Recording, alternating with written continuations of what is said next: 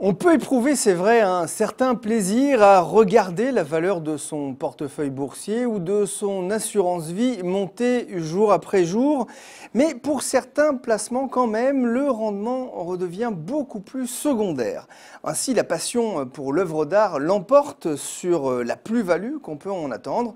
Alors vous posez sans doute la question, pourquoi investir dans un tableau contemporain si c'est pour le laisser dans un coffre? Pourquoi investir dans une très belle montre de marque si ce n'est pas pour la porter au poignet? Pourquoi également acheter une chasse en Sologne si c'est pour rester dans les bouchons parisiens? Ou encore, pourquoi acheter une superbe Ford Thunderbird 1955 si c'est pour la laisser se morfondre dans un garage? Alors évidemment, l'investissement plaisir, ça se consomme, ça se vit intensément, sa première rentabilité, il faut bien le comprendre, est émotionnelle, passionnelle, elle est indéniable, mais c'est vrai, difficilement quantifiable. Alors qui dit investissement dit plaisir, dit aussi investissement quand même, c'est important.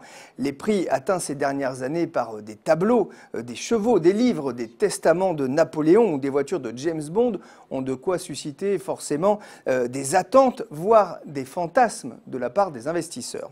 Mais il faut se méfier de ce qui brille, car l'investissement plaisir n'est pas rentable à coup sûr. On pourrait même dire que sa rentabilité est des plus aléatoires et que les risques peuvent être aussi élevés qu'un investissement en actions.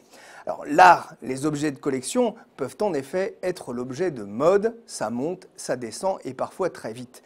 Méfiance donc quand on vous promet un rendement garanti défiant toute concurrence. Le chemin est souvent pavé d'embûches, de contrefaçons et parfois d'arnaques. Attention aussi aux risques d'illiquidité très importants sur certains marchés, y compris les plus organisés. Les placements plaisir ne manquent toutefois pas d'atouts pour ceux qui veulent diversifier leur patrimoine. La fiscalité y est souvent plus douce, même si le projet de loi de finances 2014 rabat un peu les cartes et forcément pas à l'avantage des contribuables. Enfin, il ne faut pas oublier que les placements plaisir sont souvent affaires de passionnés qui maîtrisent bien les prix, qui connaissent les tendances et avant de s'engager, il est indispensable d'être bien conseillé et surtout d'avoir une attirance pour ces objets, car investir sans passion n'est que ruine du portefeuille.